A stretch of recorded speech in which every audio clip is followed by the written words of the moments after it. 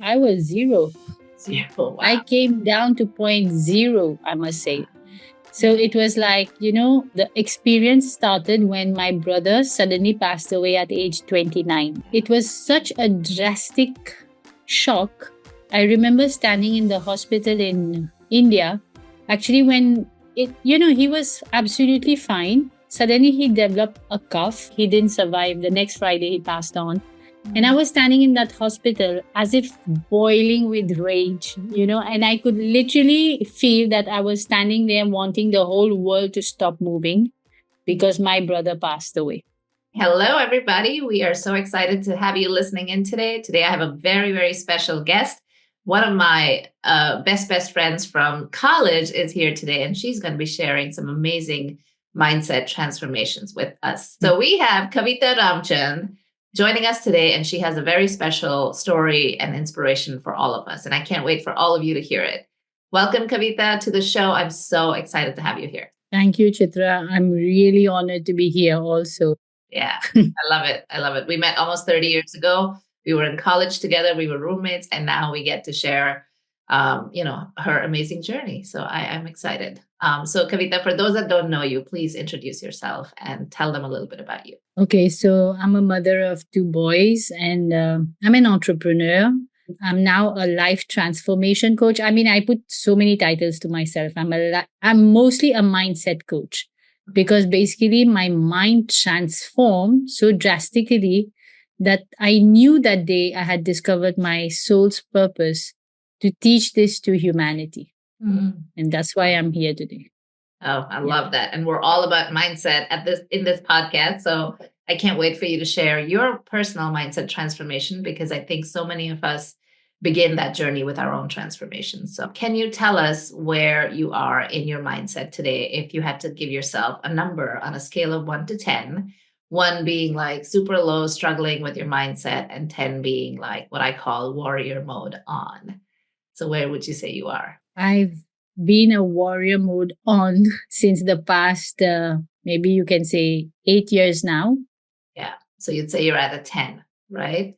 I would say Yeah. anytime. Yeah. That's amazing. We all want to be there, right? All the time. And while life has its ups and downs, as long as you can stay, I say anywhere over an 8, that's a win. So tell us, did you ever have an experience where you weren't at that 10 or 9 or 8, wherever? Would you say there was a time in your life where you were in those low 1s and 2s? I was zero. Zero. Wow. I came down to point zero, I must say. So it was like, the experience started when my brother suddenly passed away at age 29. It was such a drastic shock. I remember standing in the hospital in India. Actually, when he was absolutely fine. Suddenly he developed a cough, and you would just go to a doctor who treats coughs, right? And the doctor told him to just do an x ray, just the same. He did an x-ray and there was nothing. So everything was okay. But his cough was not subsiding and he started to cough blood. Oh boy. And he went back to the doctor and the doctor told him to repeat the x-ray. And then saw something in that x-ray and told him, oh, we won't be able to treat this in Mauritius. Take the first flight out. And that, I think, already got him panicked, because the way the doctor spoke instilled fear in him about something is serious. And I think it was more the fear that got to him because by the time they took him to India, because we can think only of India since my mother comes from there. Otherwise, there's also Rainian Island next to us, but we didn't think about that. So they took him there, and even I flew after 2, 3 days. And the doctors kept on saying one thing. They kept on saying, please pray, we are doing our best. And up to that point, I had been a very close, I would say, close friend to God. Like I had all the knowledge of the scriptures. I was thinking that I know it all types. And I was like, okay, if the doctor said to pray, then I will pray because I believe in what he's saying, that there are miracles happen. He's seen miracles happening. I cannot tell you how much I prayed, but within few days, I mean, he went in one Friday, he didn't survive. The next Friday, he passed on. And I was standing in that hospital as if boiling with rage, you know, and I could literally feel that I was standing there wanting the whole world to stop moving because my brother passed away. I wanted to tell everyone, stop doing whatever you're doing. You're not supposed to do anything right now because my brother passed away. So I was really angry. I think I declared war with God that day. It's so And tragic, right? yeah, I mean, this is unbearable for anyone, and especially someone who's healthy and doing well to suddenly be gone like that. It's quite a yeah. shock And to the system. the worst thing was that his wife was expecting their first baby. She was like 5 months pregnant. I mean, w- will that child come in that state? You know what I mean? And I was feeling more bad for my mother Mm, because she's such a kind person. I mean, she's never done harm to anybody in her life. So I needed answers at that time. I was not willing to accept that as my reality, though I had no choice. But I refused to just accept that. And how long ago was that? It was in 2008, Wow. many years back. Yeah, yeah. It From that point onwards, Chitra, I questioned his death. I read books. I went to ask gurus questions. I was like, scanning the whole internet for why do people die and what happens after death. I mean, I did everything, but nobody could give me the answer. And I think why nobody could give me the answer because I was meant to go and discover it for myself. Mm. And it took 7 years. That's why I told you I reached point zero. I think I was about to die. I spiraled very negatively. Like, I was going on a whirlpool of negativity. I was going into depression. And when you're someone you have a very positive attitude, you don't see yourself going into depression. It's very dangerous. I Yeah. could not see myself going into that depression. And then one day I started to notice that my son was going into depression. Like I kept on feeling that he's very low on energy.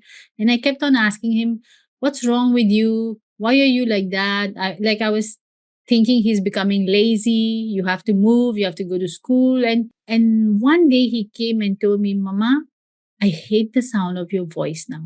That Oh, was it. That was point zero. that That was the was the realization, I think, of point zero, right? Yeah, that was Like point. that you up. Yeah.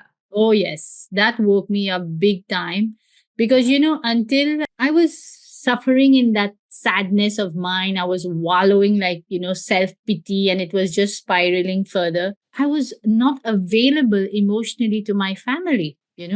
I was feeling that they are coming against me and hurting my feelings. But actually, I was hurting because of the death of my brother. And I couldn't understand that the world is just a mirror reflecting it back to me. And that was the point of absolute crying. Like, I cried rivers that day, Mm. but I was not willing to accept that as usual. And I said, I'm going to find my son's happiness back. I don't know how, but that's what I'm going to do. And I was afraid because it was like my whole mother identity was totally shaken up, because I used to think I'm like my mom and I turned out to be not like her. And that was bothering me.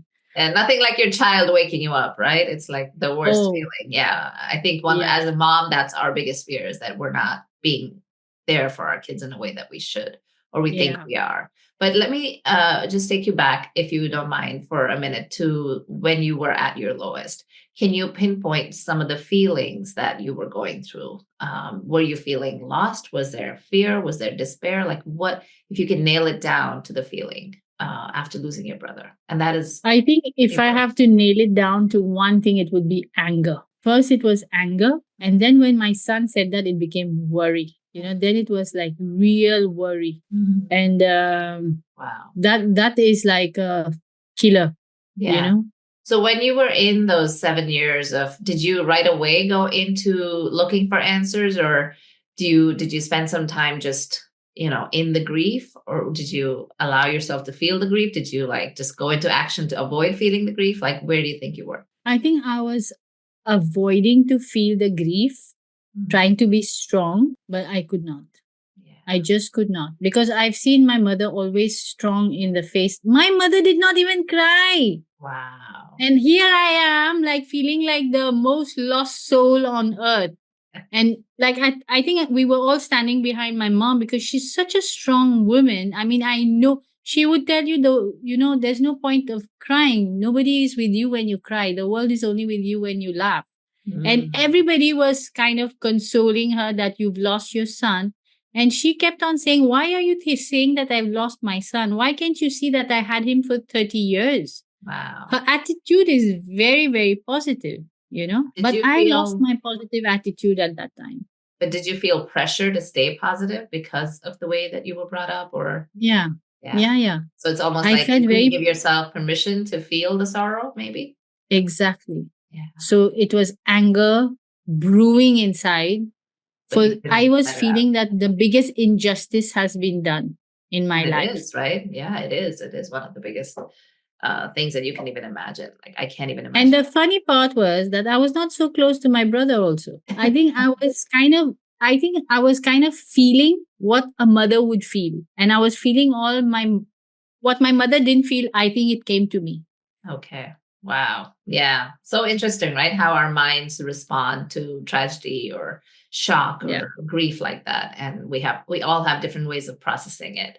And I can relate to some Actually, of what you're saying. before I went to India to the hospital, I prayed. I prayed to ask God to take care, like, because I was very close to God in terms of prayer. And when I prayed, I got a vision that my brother is lying down in Shivji's lap, because at that time I was very connected to Shiva. And I felt very calm. I Mm. called my mom immediately in India. I said, relax, he's going to be fine. God is Oh, taking care of him. And oh. my mom had on the same dish. I told my mom, just pray, everything will be fine. And she went down. It seems in Leelavati Hospital, they have a huge Shiva at the basement. And she went there. She had a very different visual. She saw my brother waving her by from behind Oh, that murti. So oh. kind of she knew already that he's Mm, not going to survive. yeah. Oh, that's So, awful. anyways, So yeah, you went that's on how this it was. quest to now find answers. And then, while you're doing that, your son comes and gives you this shock of like, he can't even stand your voice. So after you spend some time crying and feeling the grief of that hit you on top of this, what do you think you were feeling there? Was it still anger, or you said it No, changed? now it was worried. Mm. Now it was worry for my son. So it wasn't about you Now and now it was about him. it was about my son. It was about suddenly I was looking at my family and like what had happened. He really shook me out of my sadness to Yeah. see how I had been emotionally unavailable to everybody around me. And at that time, I really wanted to know how to help my son. I didn't know how to help him. Mm. Honestly, I just didn't know where I had faltered, what I had done wrong. I Yeah. couldn't understand anything. I was literally, swimming in the dark as if, and no answers. Wow. Literally didn't know what to do. And that's the time I think I was scanning the internet for everything. And I was particularly because I was in business, I always had this attitude that, we should grow the business. I had this growth mindset all the time that we should do better. When you're in business, you're always checking your sales. You're always comparing even last month to this month, even last year to this year. So I was like someone who wanted to grow my business all the time. So no matter how much I was trying to work harder and harder at the business, it was not that it was bad, but it was not growing beyond that. It was And stagnant. that was also another thing that was taking away my energy because I was working like a donkey. Yeah. Yeah. So all And that hustle was not paying off. So when did you realize that something needed to change? Was it around that time that it felt like, okay, something's got to give? all that I'm telling you happened before my son told me that. I Oh, was low on energy at work, and one day I just told my husband I need to go for a holiday. And he said, okay, go to India. I took a flight to go to India. I didn't realize when I reached over there, I just said, I don't get time in Mauritius. Let me go and do my checkups and all over here. And when I went to the doctor, the first thing she told me to go and do a blood test. And when I brought my reports to her, she said, How could you even take a flight? You could have collapsed in the plane, get yourself admitted for 2 blood transfusions right away. I remember going home and just puking because I was so shocked by that thing that she told me. And I didn't want to go to that same hospital my brother had been admitted. Now I'm talking about 7, 8 years after. So then I had to get myself admitted. My blood is very rare. I had to pay 5 times the price for being a foreigner in India and paying for my blood transfusion. And that's when I discovered that something had gone wrong with my health. You know, my hemoglobin had fallen to 6.8. I had developed hypothyroid. And I was like, what's going on? When did all this happen? While you So I could not even connect the dots. Like it happened because I stopped, I kind of stopped living life after that. I said, anyways, we have to die. Just eat, drink, be merry. I let go of my diet. I let go of everything. So basically, my life really spiraled in a very, very negative way. And that's when that time I knew at the hospital bed, I said, I don't know what has happened to me, but I'm going to find my happiness back. So when I came back to Mauritius, I attracted a cousin who told me there's a seminar going on. Do you want to go for it? And in India, when the doctor told me that you've got hypothyroid, I said, what does it mean? She said, your growth hormones are not working. Now, I was 40 years old and I'm like, how much more there is to grow? I'm already a grown up. I took it very literally. So she couldn't explain it to me, neither could I understand. But when I went to that seminar, it was a business seminar, and they were asking us, what's your goal in life? So I was writing about my business. And his next sentence is what was my turning point. He said, if you don't have a goal in life, you're not growing. And if you're not growing, you are dying because nothing rests in the universe. I'm like, what did he just say? Because where does a business seminar talk about the universe, It didn't make any sense. But the fact that he said, if you're not growing, you're dying, I thought to myself, maybe I'm dying because that lady said like that your growth hormones are not working.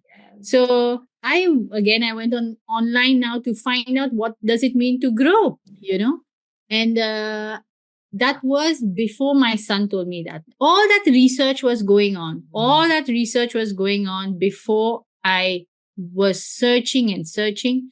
I couldn't understand what is it to grow. I was growing more like this way, instead of growing in any other way. And finally, when my son told me that, that was the final point. And at that time, I said, I don't know how I'm going to find his happiness back. And then first thing that happened was I was on YouTube every day. I started attracting the videos of Sadhguru. And he was talking about something very interesting. He said, man has developed all kinds of technologies. We've gone to the moon, but does he know his own technology? Does he know himself? What the kind of technology he is himself? And I was like, yeah, I don't know myself, my own technology. So he had this program called Inner Engineering, which is engineer and go inwards. So I said, I'm going to do this program. Now I did that program. I paid for it. It was about $150 and it was for a week. And then after a week, I didn't see any transformation or any change. I didn't even come to understand anything. It was basically, I felt the same thing like I was seeing on YouTube. But then he said something. He said, if you haven't seen, just when I was thinking that, he said, if you don't see any results, keep going, keep doing. And he just gave us a 16 minutes meditation to do every day of chanting. That's it. But with the kind of Om, So I said 16 minutes is not a long time to take out in my day. Let me do it. Chitra, I did that meditation religiously every day for 3 years. Wow. And I can tell you, after that 3 years, my mind just calmed down. Wow. That rage that was there, it just subsided. Wow. I became calm. That's it. I just became calm. I still hadn't found the answers to my questions yet. And I remember even going to a satsang where somebody was talking about the law of attraction. And I knew the law of attraction very well because I used to attract everything I used to think about, whether I wanted it or I didn't want it, both would manifest. I didn't know how, but I knew I used to manifest. And I used to say, oh, God is my best friend. He gives me whatever I want and even whatever I don't want. So that moment I asked the guru, I said, I believe in what you said, that we are thinking about what we don't want, and that's why we are attracting what we don't want. So explain to me how I attracted my brother's death, because I had never ever thought of that. He also didn't give me the answer. He said you should never question these things. Wow. You know, now I understand that yes, you should not question death, because you are going to go towards death. If you're thinking death, that's what you're going to attract. And what happened is, after my mind calmed down, I started attracting the videos on YouTube of Bob Proctor. And he was talking about the laws of the universe, the mind, and paradigms. And he kept on saying that for people who are not able to manifest anymore, it's because they have paradigms. That's the root cause of your results. And when you shift your paradigms, you'll be able to manifest again. And I was like, what are these paradigms? I never heard of that word up to that point, you know? And no matter how many videos of him I watched on YouTube, I just could not grasp what that meant. So finally, one day I made a decision. I'm going to shift those paradigms. And when I made that decision, so one way or not another, to shift them. yeah, I have to get them out of my way, because it's in my way. That's what he was saying. It's in your way. So when I made that decision, somebody just came and approached me and asked me, do you need help with paradigm shift? And I knew, like, you know, that had, because of my Talk about decision. manifesting. I don't think you needed a paradigm shift. You just needed the course. Yeah. And then she told me, she tried to help me first, but I was so lost. I tell you, I don't think I was even zero. I was probably -1, -2. And then she told me that, do you want to take this program? And the program was $5,000. I'm like, what a scam. You know, who charges that kind of price? That was what was going on in my mind. Sure. And because you know what Bob Proctor was teaching, it's all written in the Bhagavad Gita. I had been studying the Bhagavad Gita when I was in the Philippines. I knew all that. So then why did I have to do that course? And the girl kept on asking me, what are your results showing to you? What are your results showing to you? Because my results were not good. And I had to be very, very honest with myself to say, no, my results are minus, you know?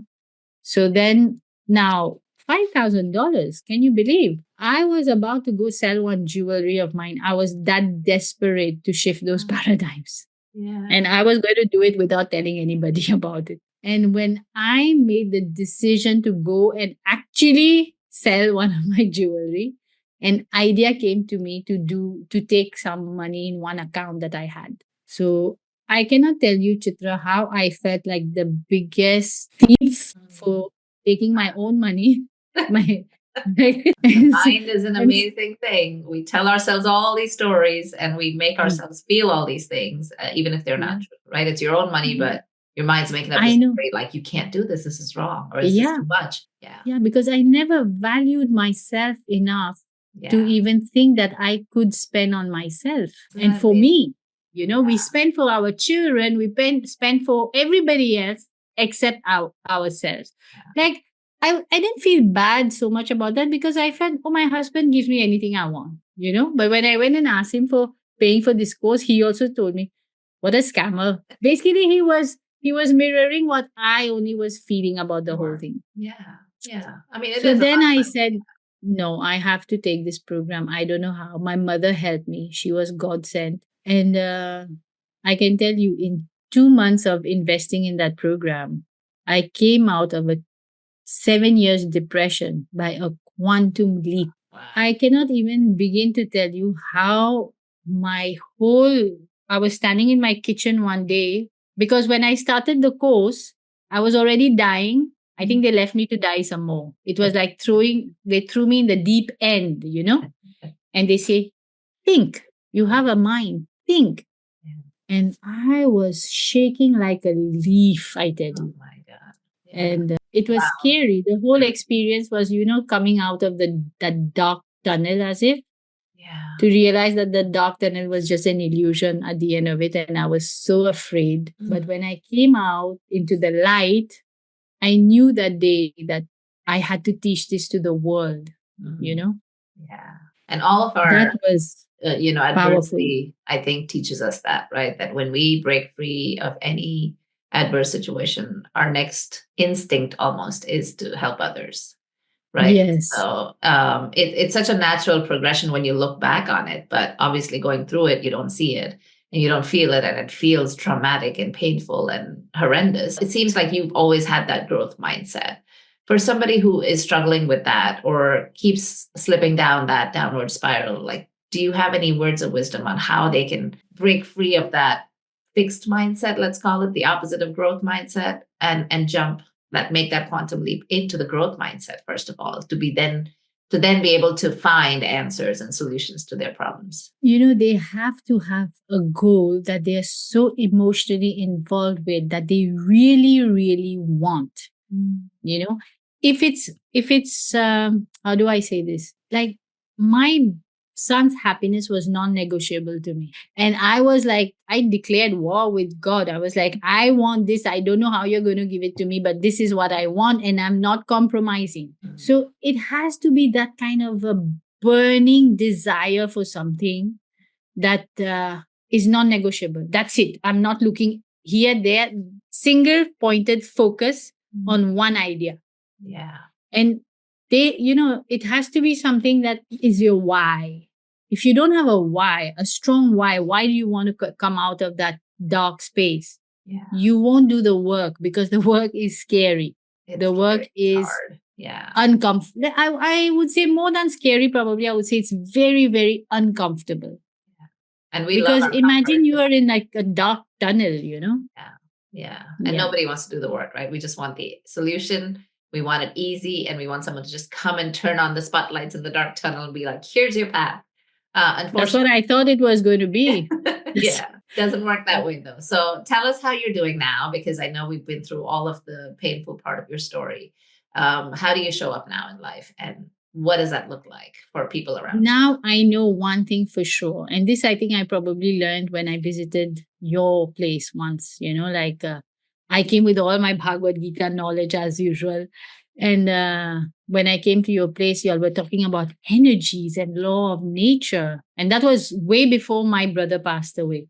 And I was like, what is all this? I want to know. I want to know. I was always curious to know what is this life all about. And I remember trying to grasp that. And I remember you telling me the story about you didn't know what to believe until your flower was dying. And then you started to pray for your flower, and your flower revived. And I was like, wow. So when I came out of this depression and I started, I was like, I'm never going to stop studying my mind, because how did that happen? I could not connect the dots at that time, but I kept on studying my mind, understanding how my mind works. And then I could understand. In 2 months, I realized everything is energy. And all the answers actually come from within. We all say God is omnipresent, omniscient, omnipotent. So if God is omnipresent, that means there's no place where it is not present. So that means it is present in you, in me, in this microphone, in this laptop, it's in everything. So how could it be God?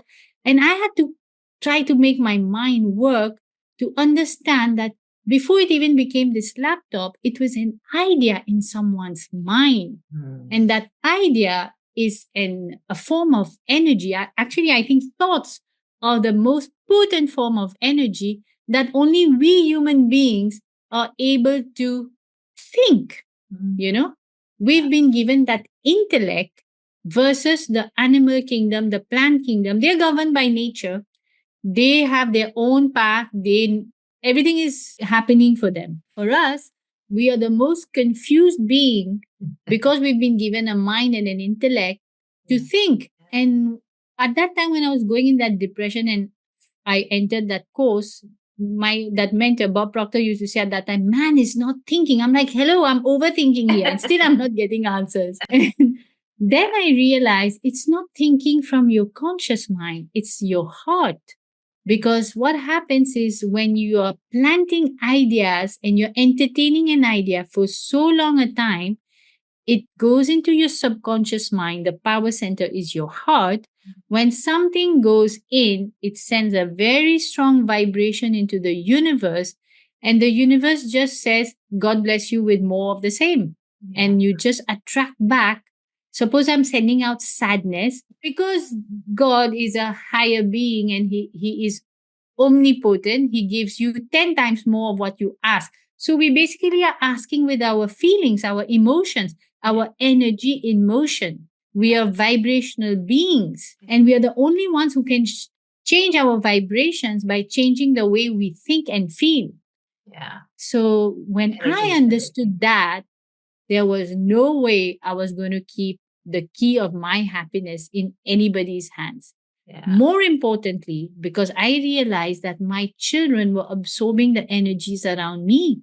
And that's why my son was just mirroring my own depression back to me. Yeah. So when I came out of that depression, that was such a fantastic day because my son had already left for his studies to the university and he was behaving very weird because in Mauritius he used to stand as student of the year. And when he went there, he got into some wrong company and he was doing all kinds of weird things, getting us upset over here. Like, missing his exams. And here we are like so concerned about that. And in spite of it all, my mentors were telling me, focus on what you want, irrespective of your circumstances. Yeah. So I was literally every day writing down affirmations about what a wonderful life I have when nothing was wonderful. It's hard, But right? When you have to make that affirmation feel really real, yeah, and the it's outside environment doesn't reflect that. It's it's very almost like difficult. that whole repetitive process of doing it over and over, just like you chanted that Om for 3 years straight, and that shook the Exactly. vibrations in your body maybe and released some of the stuff. The same way these Yes. affirmations over time brought results. Yeah, what I discovered also that we are blessed with such higher intellectual faculties versus the other Animal species. kingdom, We yeah. are the highest in the creation. We have imagination, we have the will, we have reason, perception, memory, and we have intuition. That's our greatest gift. Intuition.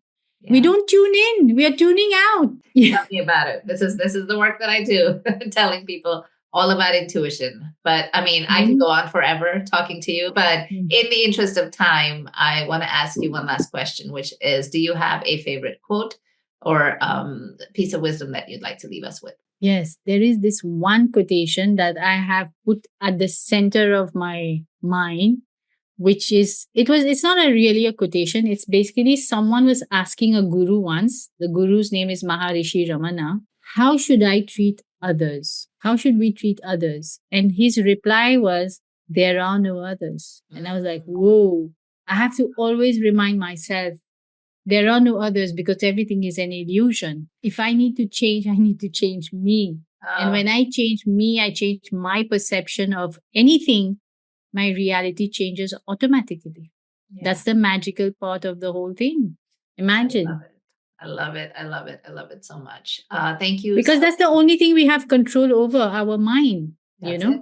That's it. Yeah. Win the mind, win the world. This is what I say.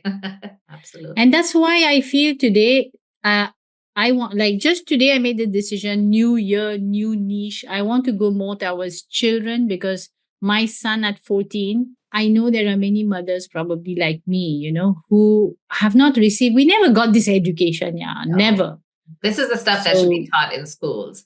It should be. Yeah, absolutely. Well, listen, I want to thank you so much for being here. I want to thank you for sharing your story. And I'm sorry that you had to deal with such a difficult period of time to come out stronger, but I'm so glad to see where you are and watch how you shine and show up for yourself and for your loved ones and the world. So I wish you all the best in your journey going forward. And I hope it is pain-free and it is beautiful. And before we leave, can you tell everyone where they can find you?